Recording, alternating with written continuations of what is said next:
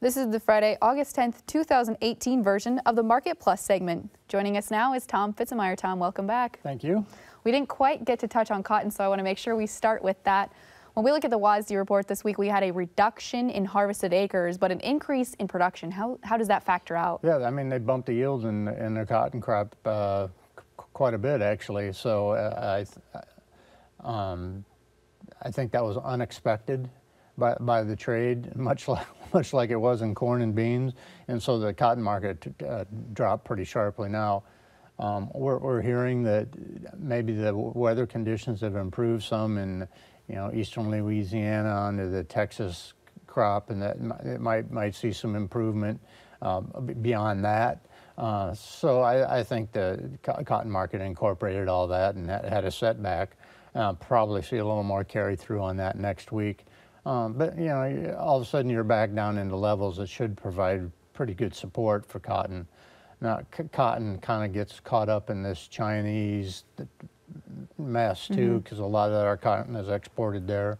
But having said that, I still think you're going to see relatively good cotton prices and see them stabilize probably fairly quickly next week. So looking for about $82 for that price stabilization? Yeah, at the worst, I'd say 82 and 84, somewhere in that range is probably where you're going to start to see it stabilize. Okay. Well, we've got a couple of questions regarding cotton and other commodities from our social media this week, so I want to make sure we get to those. We're going to start with Matthew. He said, are we reaching a top in soft red wheat market, and will increased acreage this fall weigh on the 2019 market? Probably. Number one, I think we're starting to approach the resistance levels in that wheat.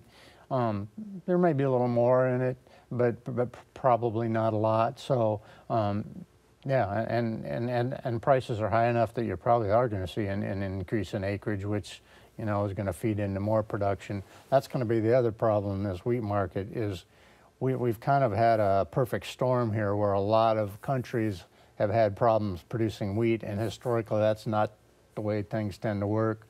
So I'm guessing that as we go through the winter, you're going to see better wheat production around the world, and that's going to be a problem for the wheat market and probably start to put a high in on it. Because we're going to have too much supply come 2019? That's what tends to happen. Okay. Yeah. Taking another question here from Philip Shaw. With the huge crop estimates in the August 10th USDA reports, how low can harvest soybean basis get? Well, the harvest, we discussed this a little bit in the show, that historically when you drop prices down there, the farmer stops selling, the basis narrows up, and that kind of stabilizes that cash market. I guess I'm not convinced that that's going to happen with the 785 million bushel carryout in beans. The other thing that bothers me is there's a tendency with farmers to buy more grain from them when you scare them rather than when you reward them. So we drop these bean market much more, and I think the scare factor is going to maybe pop up here. I'm hearing terrible basis levels around, so it's hard to believe they're going to get a lot worse, and probably they're going to stabilize. But basis is going to be a problem. That's probably why you're going to want, if you've got the capability to do so, I'd probably be inclined to store beans unless you got some sales made at those higher levels a month or two ago. Probably store them and wait for A, some basis improvement, and B, maybe some net price improvement. Okay. Tom, with the 785 million carryover that the USDA is projecting, we're hearing some rumors from other trade experts of a 1 billion bushel carryover. Does that hold any weight in your mind? I've heard that too, you don't have to bump the yield very much more to get there. So I don't think you can rule that out as a possibility. For this growing season, or for 2019? For the 18-19 okay. balance sheet. Yeah, marketing year, however you want to say right. that. So, yeah, and again, I think beans are just in trouble. And again, that feeds into my theory that you're going to see a lot of switching by farmers away from beans toward corn next year. We have a social media question about that, in fact. Dave Mueller, hopefully I'm saying his last name correctly, with bean prices low compared to other crops, is there a real danger of planting too many other acres going to corn, wheat, and cotton in 2019? I think it's more than a danger. I think that's exactly what's going to happen. I mean, farmers are going to go where they're most likely to be profitable, and those other crops are way more likely to be profitable than soybeans are. So yeah, I'm fairly convinced that's going to happen. That's why I think on those other crops, if we get rallies and when they come along, if they come along, you probably need to be a somewhat aggressive seller on those to take advantage of any pop that comes along on those.